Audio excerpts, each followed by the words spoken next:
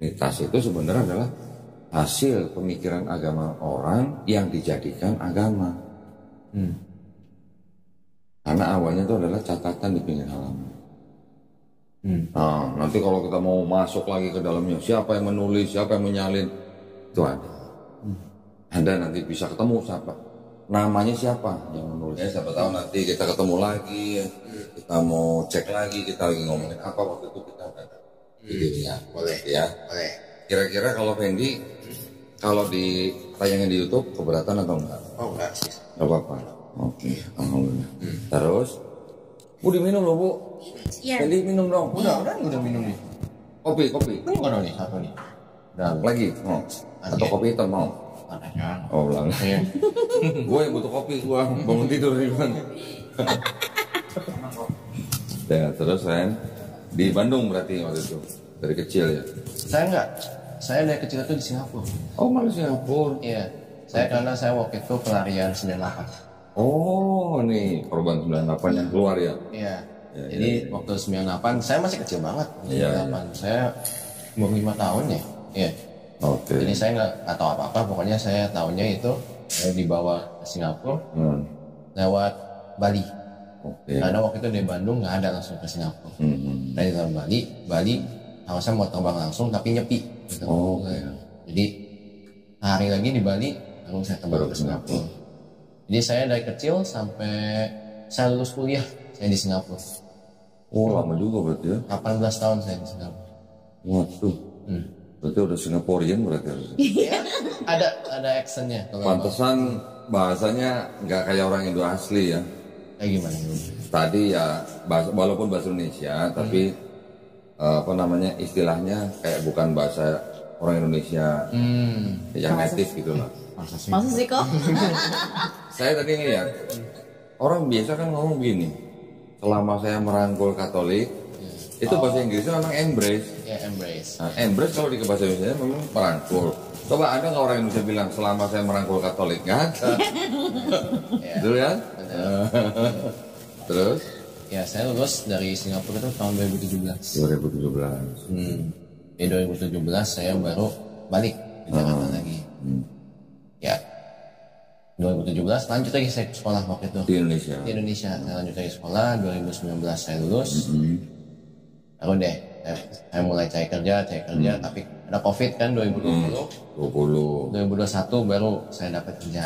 Oke. Nah 2021 baru deh saya ketemu sama yang ini. Oh, Iya, tapi waktu itu kita belum dekat. Kita waktu itu cuman ya kita karena kita beda departemen. Ya cuman paling hi bye gitu. Oh ini satu kantor berarti ini? Oh oke, hai-haian gitu ya. Iya paling hi-haian aja. Tahu kenal siapa, cuman nggak dekat. Karena departemennya beda. Saya di atas, departemennya dia kantor di bawah. Nah saya kerja di tempat yang awal itu selama 2 tahun. 2023 saya pindah tempat kerja saya sekarang. Ya waktu itu masih di kantor yang lama. 6 bulan kemudian baru dia kontak saya. Oh. Ya dia kontak saya, tanya ada lowongan nggak di tempat, ada lowongan, kalau misalnya ada lowongan kabarin, ya. Atau gimana? 3 minggu kemudian emang ada lowongan di kantor saya. Oh. Sekantor lagi. Sekantor lagi. Bisa begitu ya? Iya, makanya. Nah, Kantor lama sekantor, kantor baru sekantor lagi. Iya benar. Nah sekantor lagi, tapi kali ini bedanya kita lebih dekat kerjanya, karena kantor lebih kecil, jadi kerjanya kita lebih dekat. Gitu. Jadi nggak ada lebih jarang lah perbedaannya gitu. Nah jadi ya kita kan awal-awal emang kita mulanya teman gitu kan. Temannya waktu itu cuma hi bye. Nah satu kantor ini baru kita lebih mengenal lagi.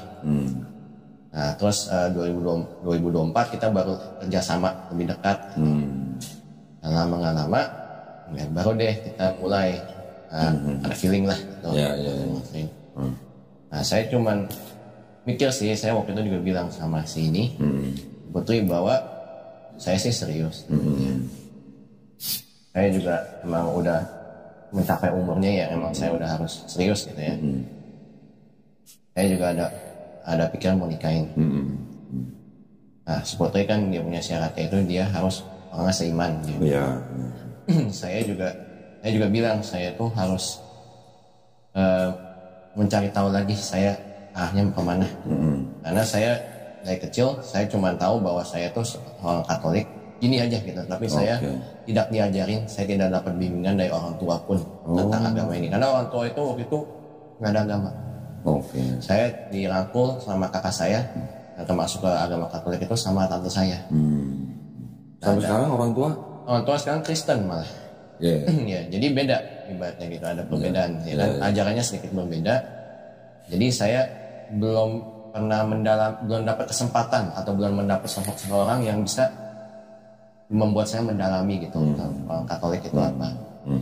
Dan kebetulan saya juga serius sama beliau. Saya juga pengen lebih mengerti gitu ibaratnya agama Islam itu kayak gimana. Selama di Singapura nggak ke gereja? Gereja. Cuman saya di Singapura itu, saya beruntungnya itu saya di Singapura itu saya masuk ke dalam Singapura kan lingkungannya itu kan emang multiracial, multi-religious. Saya juga beruntungnya itu saya waktu masuk di waktu sekolah di Singapura, saya bukan masuk sekolah internasional. Saya masuk sekolah langsung government, langsung lokal gitu ya. Negeri lah ya. Jadi saya dapat kesempatan itu untuk banyak bersosialisasi dengan orang-orang yang latar belakangnya beda, kebudayaannya beda, agamanya juga beda. Jadi saya banyak belajar dari situ. Dan waktu saya balik ke Indonesia juga, saya sekolah lagi, saya juga dapat kesempatan gitu untuk mendalami di Indonesia itu kayak gimana sih orang-orangnya gitu. Jadi yang pertama kali berarti kan Fendi mau belajar tentang Islam. Islam itu apa? Islam itu ini dari sisi ini ya iman ya. Apa sih yang dipercaya dalam Islam? Islam itu percaya kepada Allah Subhanahu Wa Taala. Allah Subhanahu Wa Taala adalah istilahnya sebutannya adalah Allah itu nama Tuhannya gitu ya. Tuhan yang Maha Suci, yang Maha Tinggi. Kedua, beriman kepada malaikat-malaikatnya. Ketiga, beriman kepada kitab-kitabnya. Keempat, beriman kepada nabi-nabinya. Kelima, beriman kepada hari akhir, ya, hari penghakiman. Keenam, beriman kepada qada dan qadar, takdir. Nah, takdir itu nanti masing-masing. Contoh seperti ini, Fendi lahir sebagai keturunan Tionghoa, betul? Benar. Bisa nggak sebelum Fendi lahir, Fendi milih, gue mau jadi orang Cina atau gue mau jadi orang bule, itu bisa? Nggak bisa. Itu namanya takdir, ya, sudah ditentukan oleh yang menciptakan kita. Terus kalau beriman kepada Allah Subhanahu Wa Taala itu kan kita sudah tahu bahwa sebenarnya sama, dalam Katolik juga percaya Tuhan itu Esa, Islam juga sama. Tapi bedanya kan begini, kalau Katolik kan mengenal yang namanya Trinitas, ya. Trinitas ada Allah Bapa, Allah Putra, Allah Kudus. Mau dibilang itu 3 pribadi, tapi Katolik tetap bilang Tuhan itu Esa.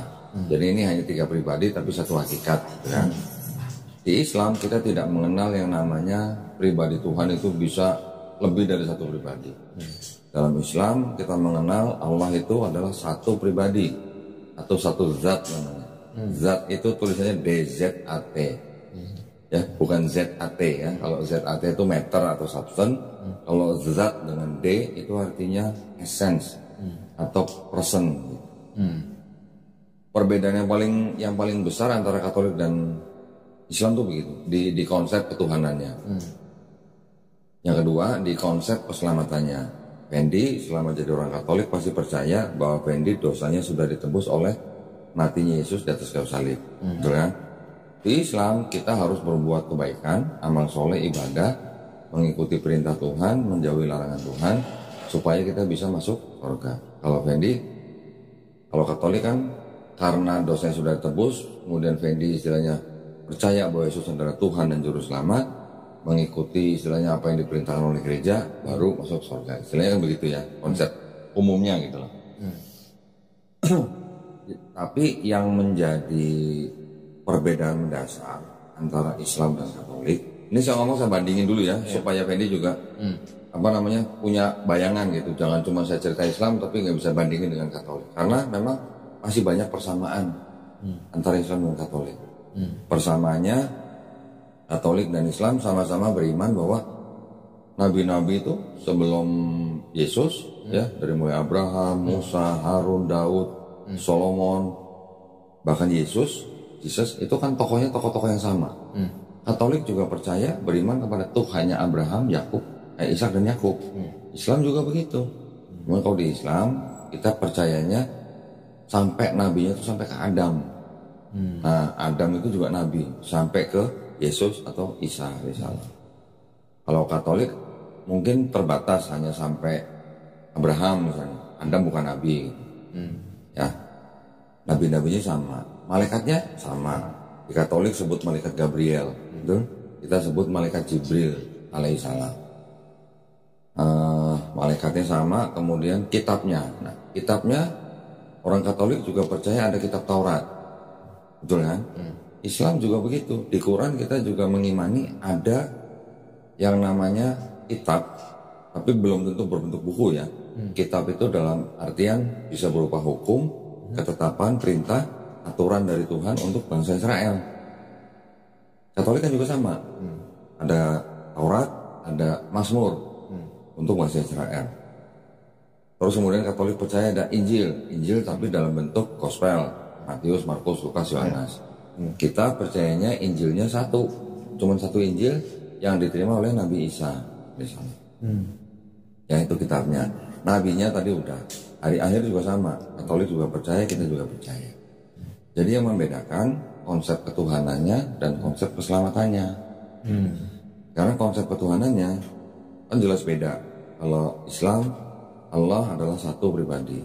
Katolik, Tuhan Esa tapi 3 pribadi. Nah, ini yang harus kita tahu dari mana nih istilahnya. Dari mana konsep ketuhanan Katolik, dari mana konsep ketuhanan Islam. Kalau menurut Fendi sendiri, Tuhan itu memang Esa, setuju kan? Setuju. Tetapi tentang pribadi-pribadi yang ada Putra, Bapa, Putra dan Roh Kudus, menurut Fendi itu kira-kira dari mana idenya? Pernah dengar? Pernah baca? Kurang tahu. Kurang tahu ya. Pada zaman dulu, sebelum ada Kristen, orang-orang zaman dulu itu sudah percaya yang namanya, oke lah mau dibilang Tuhan atau dewa kan bahasa Inggrisnya sama kan, God kan. Iya, betul. Maka banyak yang percaya bahwa Tuhan itu dengan sebutan triad. Triad itu ada 3 tapi satu tapi 3. Bangsa-bangsa sebelumnya dari mulai Sumeria, Babilonia, Persia, India, Mesir, daerah Mediterania itu memang bangsa-bangsa yang percaya dengan Tuhan yang triad. Ya. Terus kemudian mereka juga percaya dewa itu bisa jadi manusia, dewa itu bisa punya anak dari manusia. Ya. Kepercayaan-kepercayaan itu yang diadopsi dan diteruskan oleh Kristen dan Katolik. Gitu. Makanya ada Trinitas, 3 pribadi tapi 1 hakikat. Kurang lebih sama, hampir sama gitulah konsepnya. Detailnya memang jauh lebih bagus Kristen atau Katolik detailnya. Tapi konsepnya kan mirip. Gitu, ya. Bapa Tuhan yang supreme, punya anak dari Maria, Yesus. Yesusnya fully man, fully God. Begitu juga yang di Yunani begitu, yang di Romawi. Islam kita juga beriman bahwa Nabi Isa lahir dari seorang perawan suci. Tapi bedanya di Islam kita tidak menyembah Yesus sebagai fully God. Nah, di belakang kita nih ada Islam, ada Kristen atau Katolik.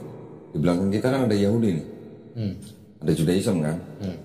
Judaism sama Kristen itu menggunakan kitab yang sama. Apa? Old Testament. Yang menyebut Old Testament adalah Kristen. Kalau Jewish mereka bilang Tanakh. Ya. Tanakh ini yang menjadi bagian daripada kitabnya Kristen. Nah, kalau Tanakh tadi bahasa Ibrani diterjemahkan menjadi bahasa Yunani, kemudian baru digunakan oleh Kristen. Tapi bedanya apa? Yang bahasa Yunani oleh Kristen itu beberapa ayatnya itu translationnya dimodified. Kenapa dimodified? Karena di Kristen percaya ada Yesus yang fully man, fully God. Nah, bahwa Yesus ini sudah prophesied di Old Testament. Karena diprophesied, karena penulisnya Perjanjian Baru mengutip dari perjanjian yang Yunani itu, Maka yang di perjanjian lama ini, yang perjanjian Yunani ini, beberapa terjemahan dimodifikasi. Tujuannya apa? Supaya terlihat kitab perjanjian lama ini sedang berbicara tentang Yesus. Ini kita cuma bicara apa ya namanya, perbandingan dulu nih ketiga nih. Nanti kalau mau lebih masuk ke Islam, kita bisa bicara lagi. Maksud saya supaya Fendi punya bayangan Yahudi, Kristen, Islam. Nah setelah itu berarti kan Yahudi dan Kristen ini kan tidak bisa dikatakan dua agama yang sama. Karena walaupun menggunakan atau mengimani nabi-nabi yang sama, tetapi konsep ketuhanan beda. Nah, yang Islam dan Yahudi konsep ketuhanan sama. Konsep ketuhanan sama. Yang Kristen yang di tengah-tengah, walaupun menggunakan kitab Yahudi, konsep ketuhanannya dari Yahudi juga dipakai, tapi ditambahkan dengan konsep ketuhanan yang berbeda di Perjanjian Baru. Kalau cuma yang Yahudi doang, ini dengan Islam sama. Tuhan bukan manusia, Tuhan bukan anak manusia, Tuhan tidak ada yang menyerupai Tuhan apapun di bumi. Terus kemudian Tuhan tidak akan berubah, Tuhan maha tahu dan sebagainya. Ini mirip kan sama. Tapi ketika di Kristen yang disebut dengan Yesus, yang awalnya tidak setara dengan Bapa, belakangan baru dimodifikasi lagi menjadi setara dengan Bapa. Jadi Yesus yang tadinya hanya istilahnya punya sifat ilahi tapi tidak setara, menjadi setara ketika sudah terjadi konsili-konsili. Jadi teologinya Kristen itu dibentuk dengan konsili-konsili. Ini secara ringkasnya, belum secara detail banget. Kalau di Islam kita memahaminya, Tuhan yang Maha Kuasa ini, dia otomatis dia adalah Ahad atau Maha Esa. Dia adalah tempat segala makhluk bergantung. Dia tidak beranak, tidak diperanakan. Tidak ada sesuatu apapun yang serupa dengan Tuhan di bumi. Islam. Kemudian di Islam mempunyai yang namanya syariat. Syariat itu law, hukum lah ya, aturan. Pertama apa? Orang ketika masuk Islam, dia harus bersyahadat, mengucapkan 2 kalimat syahadat, declare lah gitu ya. Yang kedua dia harus sholat. Yang ketiga dia harus charity, zakat. Yang keempat dia harus puasa, ya, fasting. Yang kelima dia boleh pergi haji atau pilgrimage kalau dia mampu secara finansial. Ini syarat yang harus dilakukan oleh seorang Muslim. Bedanya Islam dan Muslim itu begini. Islam itu artinya apa? Surrender, berserah diri, patuh, taat, tunduk, selamat, damai. Muslim itu orang yang berislam. Oke. Jadi Islam ajarannya, Muslim orangnya. Ya. Di dalam Islam kita tidak mengenal yang namanya racism. Tidak ada racism, tidak ada discrimination. Jadi di Islam kita memahami gini, tidak ada orang suku tertentu lebih tinggi daripada orang suku lain atau ras lain. Ya. Karena Nabi kami, Nabi Muhammad SAW mengajarkan orang Arab tidak lebih baik daripada orang non-Arab. Orang non-Arab tidak lebih baik daripada orang Arab. Yang lebih baik dari mereka adalah orang yang bertakwa. Nah, bertakwa itu apa? Bertakwa itu artinya menjalankan perintah Tuhan, menjauhi larangan Tuhan. Orang yang paling bertakwa itu yang paling baik. Tidak dilihat dia orang Cina, orang Arab, orang Negro, orang bule, nggak ada masalah di dalam Islam. Dan Islam kita juga diajarkan bahwa setiap manusia yang lahir, termasuk Fendi, termasuk siapapun yang lahir manusia, karena tadi kan saya tanya, nggak bisa milih kan jadi orang apa kan? Artinya setiap manusia yang lahir itu sebenarnya dia Muslim. Muslim dalam arti bukan yang istilahnya sudah memenuhi syariat, bukan. Tapi Muslim secara akidah. Artinya Muslim, seorang bayi yang lahir kan nggak bisa apa-apa. Bayi kan dia hanya bisa berserah diri kepada penciptanya. Dia menjadi besar, bisa pintar karena orang tuanya, dititipkan kepada orang tuanya. Ketika bayi ini nanti besar, contoh seperti Fendi, dia bisa menjadi Yahudi, Nasrani, atau Kristen Katolik atau Majusi karena orang tuanya atau keluarganya. Ya, contoh. Saya juga dulu begitu. Tapi ketika orang ini nanti mengenal tentang Islam, bahkan dia sampai mau menerima Islam, sampai dia mau memeluk Islam, orang ini sebenarnya tidak pindah agama. Orang ini sebenarnya kembali ke fitrahnya dia. Fitrah itu artinya nature, sifat asal manusia. Sebagai apa? Sebagai muslim. Sebagai orang yang harus berserah diri kepada penciptanya. Itu inti atau essence daripada arti kata Islam. Ya. Dan di Islam kita juga mengetahui bahwa ini kita punya tubuh nih. Kan ini kan fisik lah ya. Kita bisa hidup begini karena ada roh kan. Ada roh, ada jiwa. Ya. Jiwa itu kesadaran kita. Sebelum kita lahir jadi manusia, jiwa dan roh kita sebelum lahir, jadi artinya kita masih di alam roh gitu ya. Kita tuh sebenarnya sudah berikrar, sudah bersyahadat bahwa Tuhan kita, penguasa kita adalah Allah Subhanahu wa taala.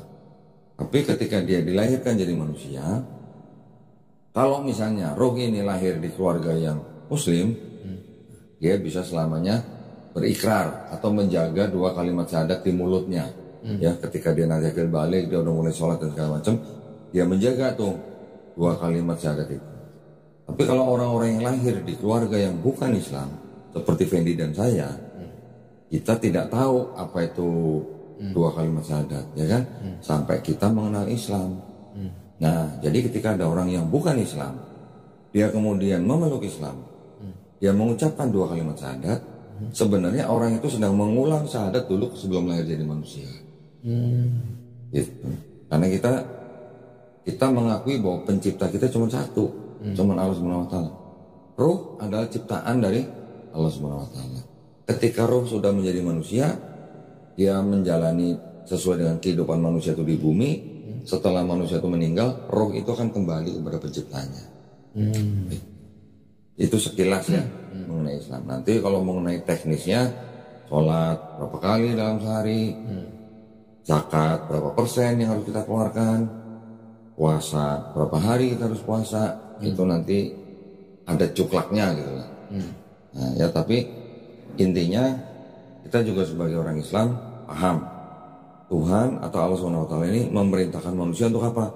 Untuk bersolat. Kenapa kita harus sholat? Kita harus beribadah dan menyembah pencipta kita.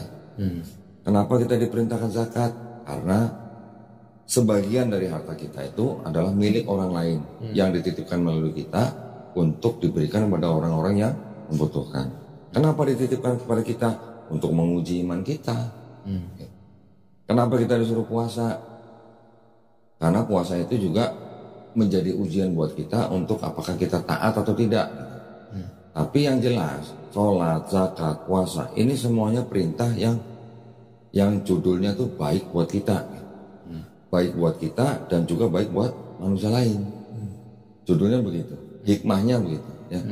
Contoh, ketika Fendi menjadi seorang raja, punya rakyat. Rakyat itu harus tunduk dong kepada rajanya. Caranya gimana kalau rakyat itu harus tunduk kepada rajanya? Kalau tidak dengan sujud, ya. Jadi sujud di dalam sholat itu sebenarnya adalah bentuk penghambaan kita yang tertinggi ketika kita beribadah kepada pencipta kita. Untuk mengakui penghambaan kita kepada pencipta kita, caranya dengan sholat. Salah satu gerakan dalam sholat adalah sujud. Ya, zakat juga begitu. Kenapa zakat dikeluarkan? Karena untuk menjamin supaya tidak ada orang yang kesusahan. Sebenarnya di Yahudi juga ada. Ya. Puasa baik juga buat badan kita, baik juga buat sosial. Kita kalau puasa dijanjikan pahala kan lebih daripada selain bulan puasa.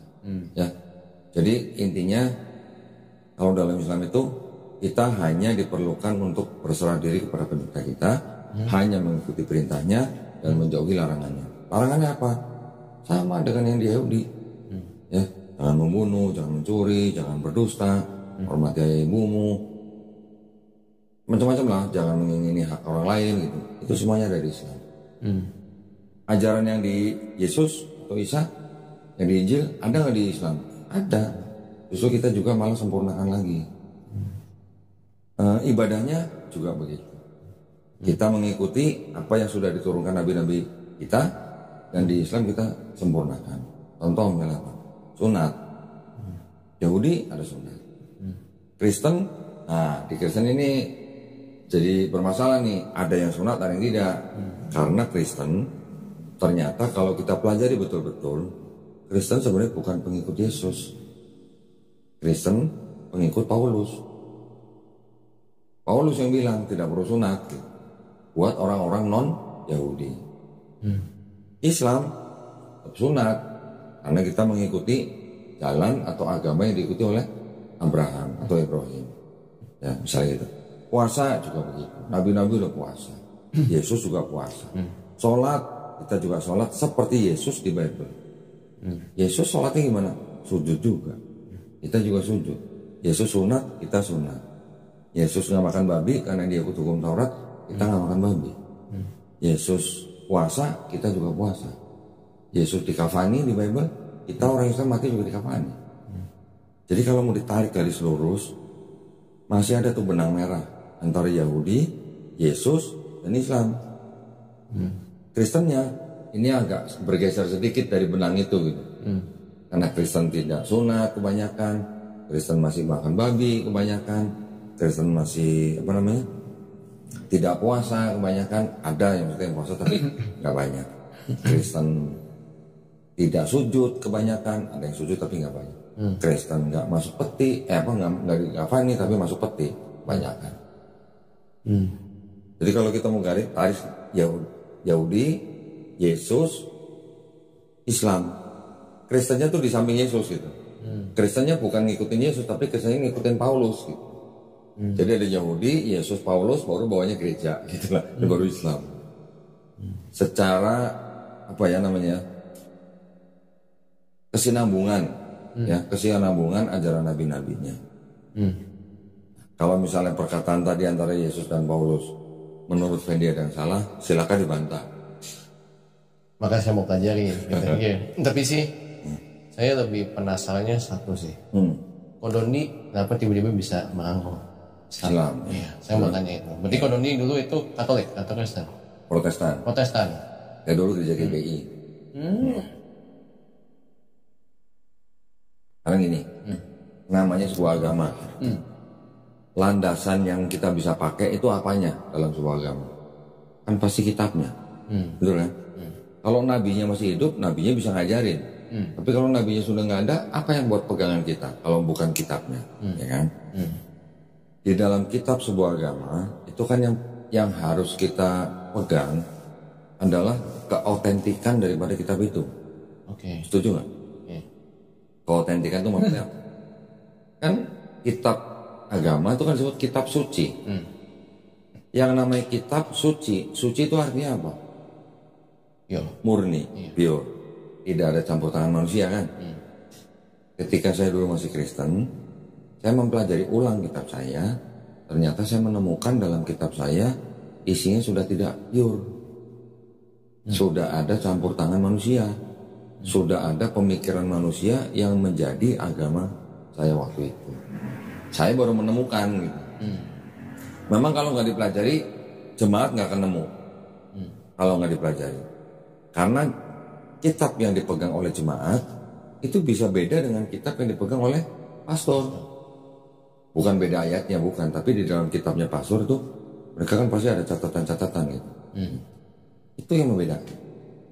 Yang pastor ajarkan kepada jemaat kan nggak mungkin yang catatan-catatan ini. Yang diajarkan kan pasti doktrin-doktrin. Konsep ketuhanannya, konsep keselamatannya sesuai dengan doktrin gereja. Tapi di balik ayat-ayat itu sebenarnya di belakangnya itu ada cerita di belakangnya. Ayat ini dari mana? Ayat ini dulu timbulnya kapan? Ayat ini asli atau tidak? Gitu. Itu ada. Saya punya kitabnya. Waktu saya jadi jemaat saya nggak punya kitab itu. Setelah saya pelajarin ulang, saya cari baru nemu. Saya kasih lihat ya. Berarti kitab itu cuma dipegang sama pastor.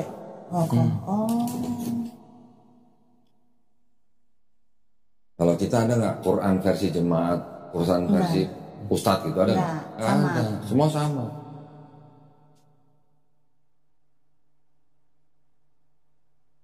Ini kan mumpung Fendi Katolik nih, tapi juga kitab suci Katolik nih tulisannya. Nah, di Katolik ya. Tidak untuk? Oke. Nah, Tapi Fendi nggak bisa beli. Maaf, juga nggak bisa beli. Ya. kalau ini dapetnya di mana? Ada deh. Ada deh. Waduh, nanti kalau saya kasih tahu di sini bisa berbahaya dong. Dengan pengantar dan catatan lengkap. Oke. 2009 dipersembahkan kepada umat Katolik Indonesia oleh Direktorat Jenderal Bimbingan Masyarakat Katolik Departemen Agama Republik Indonesia. Ya, percetakan Anarus ND yang di NTT. Dalam satu kitab Katolik ataupun Kristen, saya bandingkan ya, yang saya punya jemaatnya.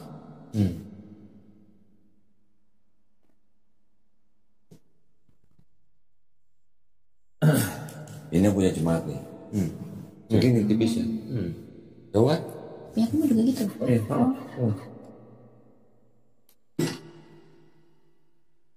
Tahu kan bedanya kan?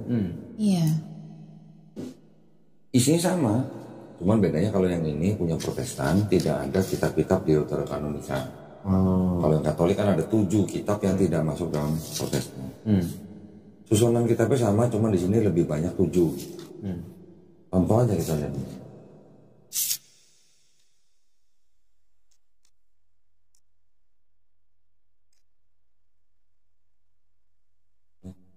Udah terbiasa kan, kita perjanjian, gitu kan? Ini ayatnya sama, pada mulanya Allah menciptakan langit dan bumi dan seterusnya, sama. Cuman di bawah sini ada catatannya tuh. Penjelasan daripada setiap ayat. Kalau ini kan nggak ada, ini semuanya ayat nih, nggak ada penjelasan di bawah. Yang ada di bawah sini paling cuman ayat-ayat silang referensi. Tapi kalau di sini ada penjelasannya tuh. Semua ayat yang dalam kitab ini ada penjelasannya. Ya, ini ayatnya segini, ini penjelasannya. Ini segini, ini penjelasan.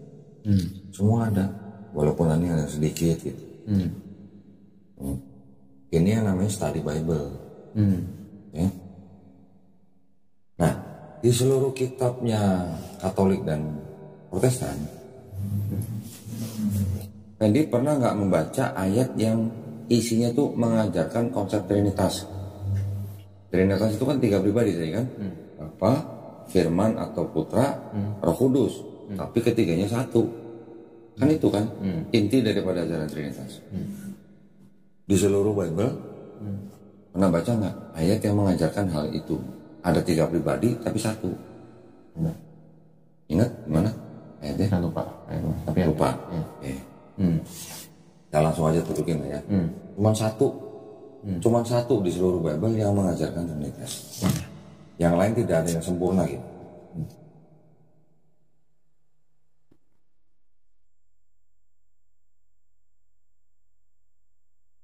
Itu adanya di 1 Yohanes pasal 5 ayat 7. Boleh dibaca, yang garis bawah. Yang dalam surga Bapa kepada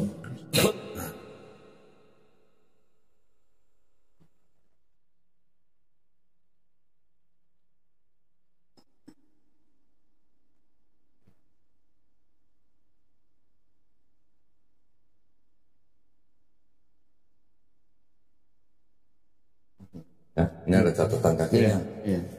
Ini yang paling penting karena ini yang menjelaskan ayat ini. Ayat ini yang dianggap sebagai bukti satu-satunya yang menjelaskan tentang konsep Trinitas. Kalau tidak ada ayat ini, tidak ada konsep Trinitas dalam satu Bible. Kan? Tapi ternyata satu-satunya ayat yang menjelaskan tentang Trinitas ternyata di sini sebutnya apa? Karenanya ayat paling akhir tuh bagian ini pasti tidak asli.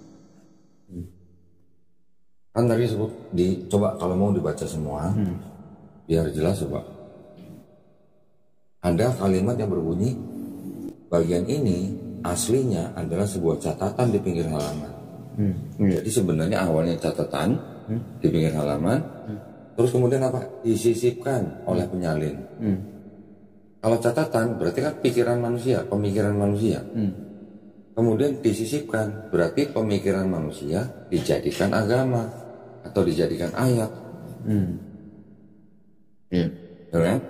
Berarti kalau begitu konsep Trinitas itu sebenarnya adalah hasil pemikiran agama orang yang dijadikan agama. Karena awalnya itu adalah catatan di pinggir halaman. Nah, nanti kalau kita mau masuk lagi ke dalamnya, siapa yang menulis, siapa yang menyalin, itu ada. Anda nanti bisa ketemu siapa, namanya siapa yang menulis itu. Oh gitu kok. Bisa. Yang menyalin ada ketahuan. Oh. Ada namanya. Saya pernah mencatat, cuman namanya tuh susah disebutin, jadi saya nggak hafal-hafal namanya. Saya paling susah kalau ngapalin nama orang. Kenapa Alkitab ini beda kok yang dipegang Pasuk dengan jemaat? Ini ada catatannya. Ini enggak, ini berarti confidential. Iya. Oh. Itu tidak untuk diperdagangkan.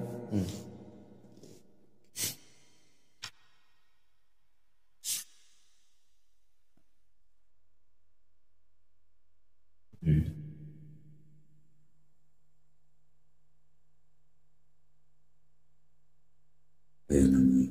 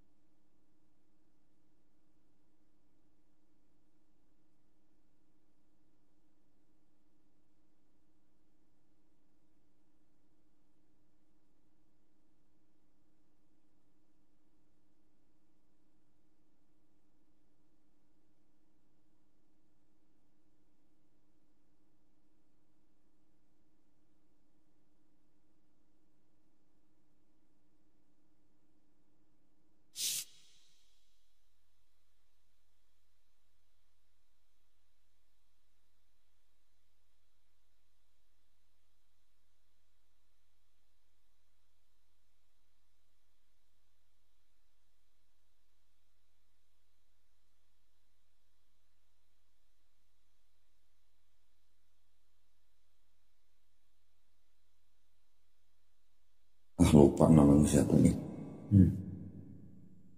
Pokoknya adalah orangnya yang menyisipkan ayat itulah.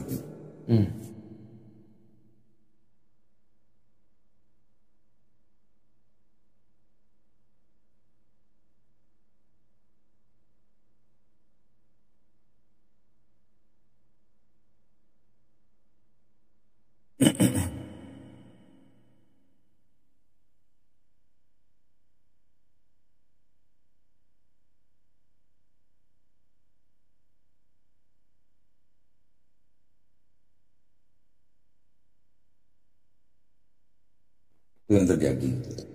Dan ini ayat-ayat yang tidak asli di dalam kitab ini itu banyak, nggak cuma satu. Kenapa saya tunjukin yang ini? Karena hanya satu-satunya ayat ini yang dianggap mengajarkan Trinitas. Yang lain-lain bukan ajaran Trinitas tapi juga tidak asli. Contoh misalnya,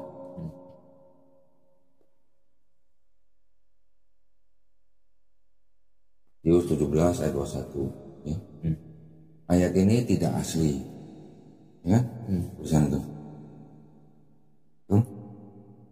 Ayat ini tidak asli. Nanti jelaskan apa. Ini juga 18 ayat 11. Ayat ini tidak terdapat dalam kebanyakan naskah Matius. Kiranya tidak asli. Banyak yang seperti ini. Belum lagi nanti yang bukan satu ayat, satu paragraf ini tidak asli. Ada. Contohnya di Matius, di Markus 16, nah ini ayat 9 sampai 20 sampai sini. Ini disebutkan bahwa tidak memuat ayat 9 sampai 20. Ini ayat ini tidak terdapat dalam naskah, akhirnya tidak asli. Nah, kedua ayat ini tidak terdapat dalam naskah-naskah yang paling tua, yang paling baik dan hanya merupakan ulangan dari ayat 88. Kedua ayat ini pasti tidak asli. Ketika sebuah kitab yang namanya disebut kitab suci, terus di dalamnya ada ayat yang tidak asli, apakah kitab ini bisa disebut sebagai kitab suci? Gitu. Itu yang membuat saya akhirnya mencari agama lain. Ketika saya mencari agama lain, Kan saya juga harus belajar yang lain juga dong. Nggak tahu-tahu dari Kristen, tahu-tahu cuma Islam gitu.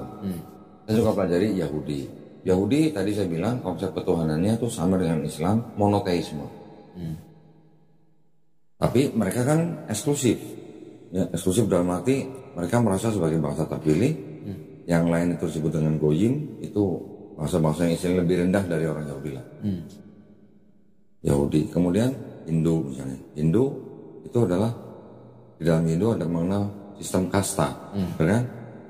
Buddha, ada yang mengatakan Buddha itu sebenarnya agama ateis gitu, maksudnya nggak menonjolkan konsep ketuhanan, tapi hanya menonjolkan konsep jalan hidup lah, karma gitu. Nggak beda sama Shinto Jepang. Gitu. Konghucu itu juga mereka juga percaya dengan dewa-dewa. Dewa-dewanya itu apa? Banyak kan? Ada dewa dapur, dewa apa gitu lah, dewa perang, dewa apalah, Dewi Kuan Im dan sebagainya. Jadi ketika sudah percaya dewa, nah udah itu berarti kan udah kepercayaan orang-orang zaman dulu gitu. Ketika ke Islam, saya baru menemukan ternyata Islam itu, kalau Kristen tadi kan itu gelar dari Yesus. Yahudi itu nama daripada anak Nabi Yakub. Hindu adalah nama tempat daripada agama itu berasal di India. Buddha gelar daripada Siddhartha Gautama. Konghucu ternyata nama nabi daripada agama. Islam ternyata bukan gelar manusia, bukan nama manusia, bukan nama tempat. Tapi artinya apa tadi? Berserah diri. Kita disuruh berserah diri kepada yang menciptakan kita. Nah, baru saya cari tahu Islamnya apa, syariatnya apa, akidahnya apa, rukun iman, rukun Islam. Ternyata kita sebagai orang Islam tuh hanya diperintahkan, selama hidup kita hanya diperintahkan beribadah kepada pencipta kita. Kalau kata orang Cina ya udah cengli lah. Cengli artinya ya wajar lah, kita manusia ciptaan, kita harus beribadah kepada pencipta kita gitu. Simpelnya gitu ya Islam ya. Ada yang mau tanya lagi? Penasaran deh sih, nanti saya harus belajar lagi. Boleh, silakan. Ya, kalau ini kan sudah ada bukti fisik. Di internet banyak sekali yang membicarakan tentang itu. Tapi ini udah bukti fisik, kamu apa lagi? Ya. Dan perbedaan yang paling nyata di dalam kitabnya Kristen dan Katolik, kan di sini ada dua bagian yang tadi saya bilang ini punya orang Yahudi yang perjanjian lama, berasal dari punya Yahudi. Yang Kristen tulisan orang-orang Kristen. Tapi di dalam perjanjian baru ini ada kurang lebih 1000 ayat yang mengutip dari sini. Mengutip, ya. Contoh misalnya, Matius 1 ayat 23. Sungguhnya anak darah itu akan mengandung dan melahirkan seorang anak laki-laki dan mereka akan menamakan dia Immanuel, yang berarti Allah beserta kita. Kalimatnya begitu kan? Ini dikutip dari yang lama, dikutip dari Yesaya pasal 7 ayat 14. Itu nih Yesaya 7 14. Sebab itu Tuhan sendiri memberikan kepadamu suatu pertanda, sesungguhnya seorang perempuan muda mengandung dan akan melahirkan seorang anak laki-laki, dan dia akan menamakan dia Immanuel. Penulis Matius yang di sini tadi mengutip ini. Ya, ini baru satu nih. Ada 1000 ayat yang dikutip dari sini. Kenapa mereka mengutip? Karena pada saat itu mereka seperti sedang menyusun sebuah cerita yang mana sudah ada dasarnya, yaitu kitab orang lain, kitab Yahudi.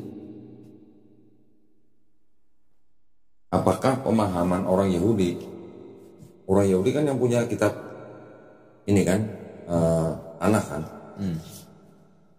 Apakah pemahaman orang Yahudi atas ayat ini dengan ayat yang tadi sini, apakah sama? Beda. Orang Yahudi bilang, ini untuk Raja Ahaz, ini aja judulnya Yesaya dan Raja Ahaz. Ini untuk anaknya yang Nabi Yesaya. Anak itu adalah anak keduanya Nabi Yesaya.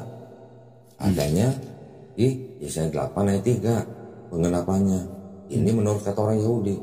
Menurut orang Kristen ayat yang ini untuk Yesus. Ini kan, jadi untuk Yesus yang di sini. Jadi saya bilang gini, orang Kristen membaca kitab orang Yahudi tapi dengan kacamata orang Kristen. Dan ada 1000 ayat yang dikutip dari sini. Maka itulah kitab orang Yahudi harus ditempel dengan kitab orang Kristen. Kalau ini nggak ditempel, kan pincang. Ini di mana ayat dibacanya? Baca di sini. Ya. Kitab Yahudi yang ini, yang saya sebut itu tadi yang ini.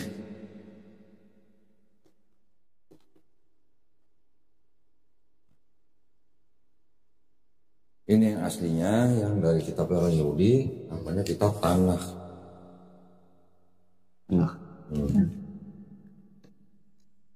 Tanakh ini singkatan Torah, Nevi'im, Ketuvim. Torah itu yang 5 kitab Musa, Jadian, Keluaran, Imamat, Bilangan, Ulangan. Nevi'im itu yang kitab nabi-nabi, nabi-nabi Yesaya, Yeremia, Yeskiel, Hagai, Habakuk dan sebagainya. Ketuvim itu kitab tulisan-tulisan, Mazmur, Kidung Agung, Ratapan, Pengkhotbah dan lain-lain. Dijadikan satu namanya Tanakh. Ini yang menjadi perjanjian lama ini. Segini. Tapi ini kan bahasa Ibrani nih. Kan bahasa Ibrani. Ya. Di sini juga punya tafsirnya nih, punya catatan kaki nih yang gini. Ya. Saya kasih contoh yang tadi.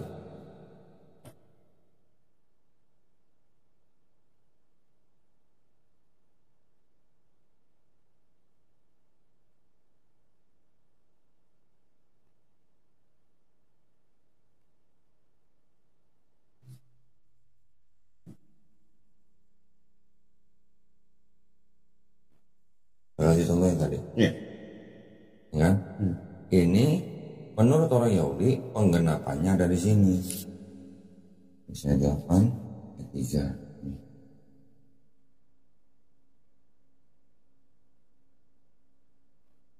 Ini kan disebutkan kan anak itu, ya kan, disebut Immanuel. Penggenapannya ada di nama anak daripada kedua Nabi Yesaya. Nanti ada lagi di sini kan. Fendi pernah dengar gini nggak? Seorang anak telah lahir, seorang anak telah diberikan kepada kita. Seorang putra diberikan kepada kita, lambang pemerintahan ada di atas bahunya. Namanya disebutkan orang penasihat ajaib, Allah perkasa, Bapa yang kekal dan Raja damai. Pernah dengar? Di gereja pasti sebutin kan? Orang Kristen klaim bahwa ini untuk Yesus. Sekarang saya kasih yang bahasa Inggris nih.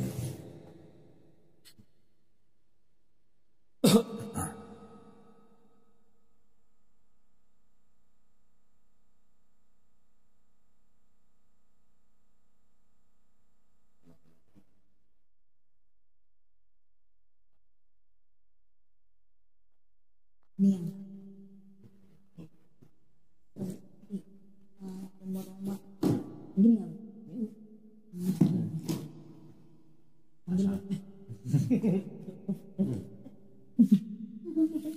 Kalau Injil kamu segini.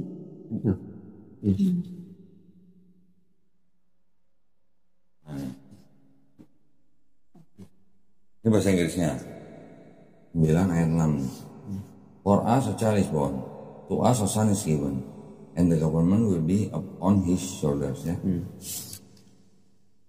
And he will be called Wonderful Counselor, Mighty God, Everlasting Father, Prince of Peace. He will be called, artinya yang akan disebut siapa? Berarti kan anak ini, anak yang lahir ini kan. Kita lihat terjemahnya orang Yahudi.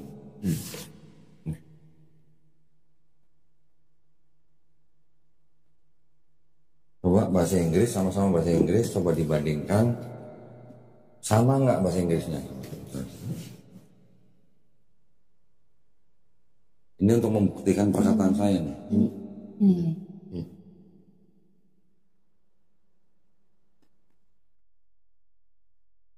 Yang merokok dulu ya? Boleh, boleh.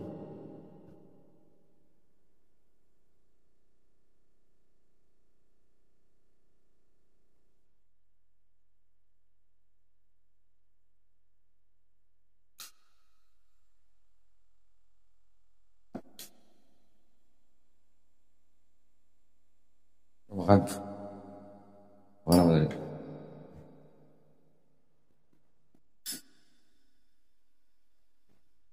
Ini government will be unsure. Oh ya. Oh. Jadi gua tunjukinnya kemana? Gitu kan. Itu kan berarti. Si siapa? Si Rio udah kasih belum? Oh ya Pak.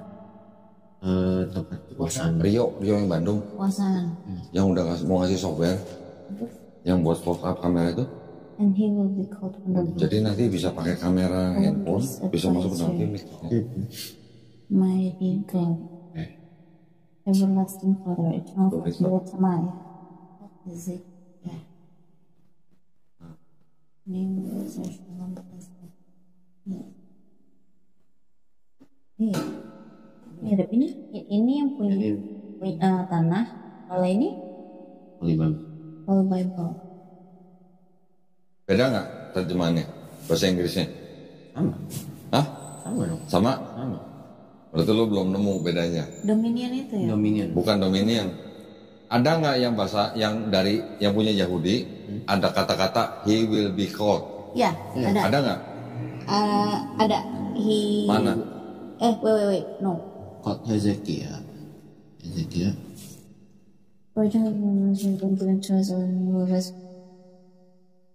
For the called one, eternal Father called. Berarti kan menyebutkan. Iya. Yang menyebut siapa? 3 gelar itu kan? Hezekiah. Hezekiah's name Shalom. Ada nggak kata-kata he will be called? He will be called di Bible. Yang di Bible. Kristen, yang di Hebrew ada nggak? Nggak ada. Nggak ada. Itu bedanya. Jadi kalau yang Kristen mengatakan anak itu akan disebut penasihat ajaib, Allah perkasa, Bapa yang kekal, Raja damai. Anak itu yang disebut 4 gelar. Tapi kalau yang Hebrew 3 gelar itu punya Tuhan, Tuhan yang Maha Esa. Penasihat ajaib, Allah perkasa, Bapa kekal itu adalah gelar untuk Tuhan yang Maha Esa, menyebut anak itu Raja damai. Oh. Beda kan? Jadi kalau yang Kristen mengambil 4 gelar itu untuk anak itu, tapi kalau Yahudi 3 gelar Tuhan itu menyebut anak itu dengan 1 gelar. Bedanya di situ.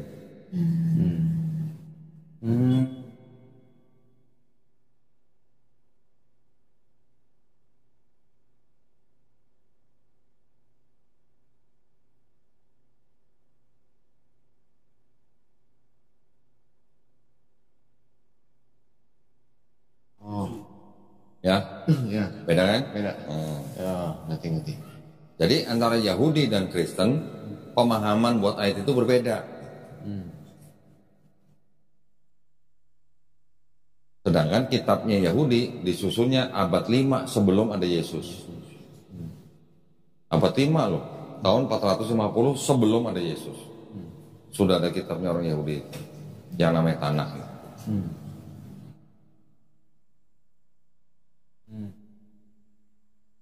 Sedangkan kitab Kristen itu ada bagian itu.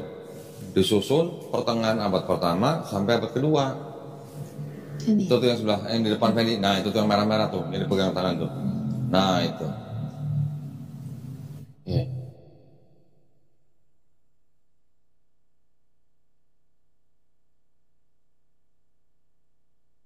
Itu yang ditulis adalah surat-surat Paulus dulu, baru kemudian Four Gospels.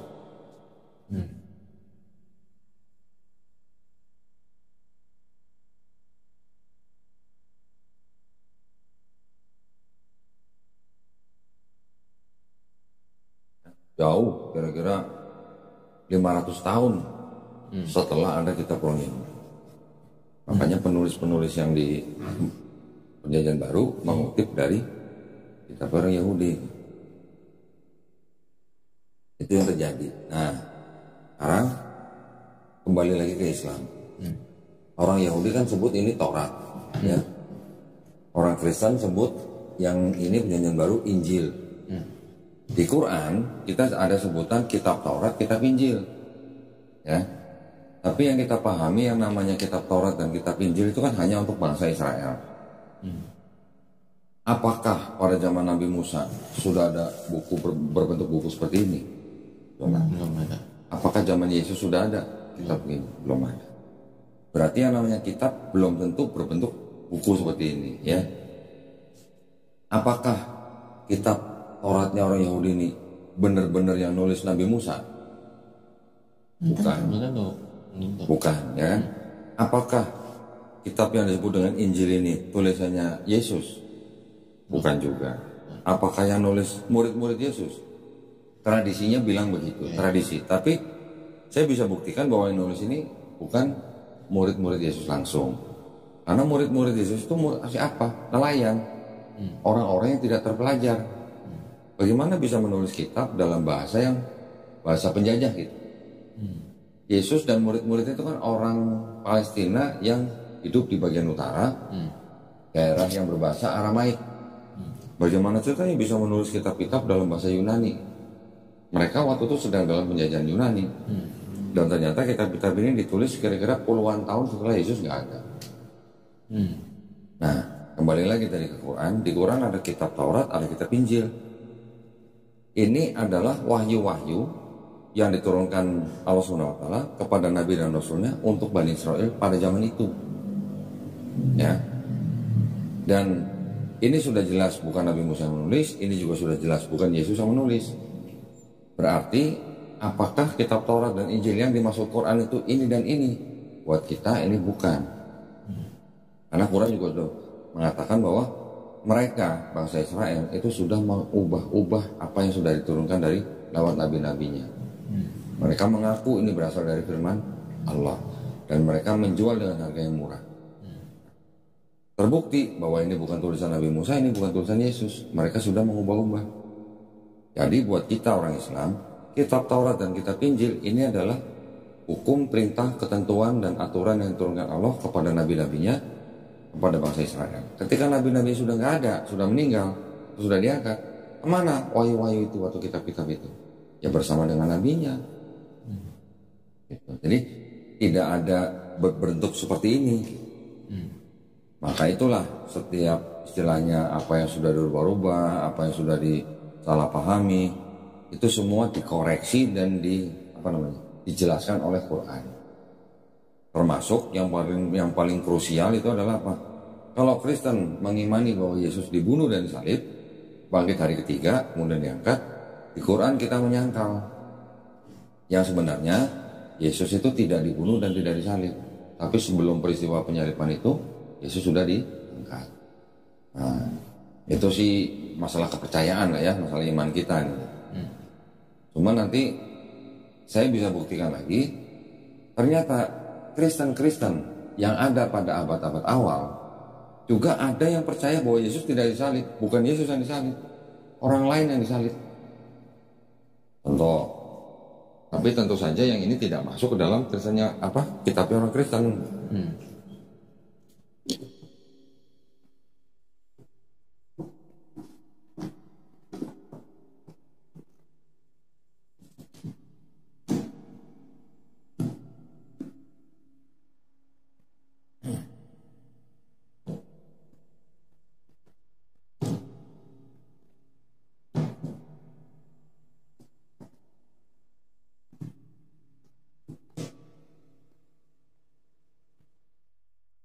Kalau Matius, Markus, Lukas, Yohanes itu kan disebutnya gospel kan ya. Ini ada kira-kira 50 gospel yang tidak masuk ke dalam kitab orang Kristen. Ini juga gospel. Cuman gospel-gospel ini adalah milik orang-orang Kristen awal yang punya pemahaman berbeda dengan Kristen yang ini, sehingga gospel-gospel mereka dihancurkan, dibakar dan sebagainya. Pengikutnya dibunuh, dipenjara dan sebagainya. Masih ada yang lolos yang bisa menyelamatkan gospel-gospel ini, yang akhirnya ditemukan di desa Nag Hammadi di Mesir. Ya. Ada sebuah gospel namanya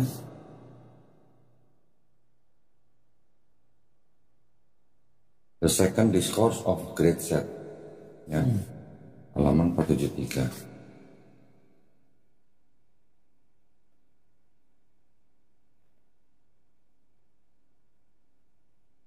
Di sini diceritakan bahwa yang disalib bukan Yesus.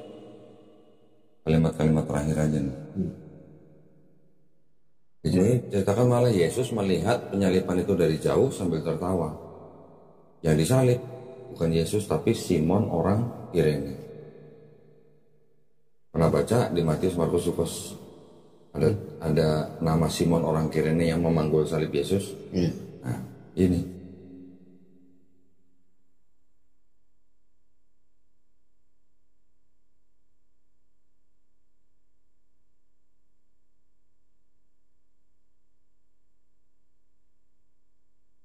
Jadi pada waktu abad-abad awal pun Kristen sendiri ada yang sudah tidak sejalan.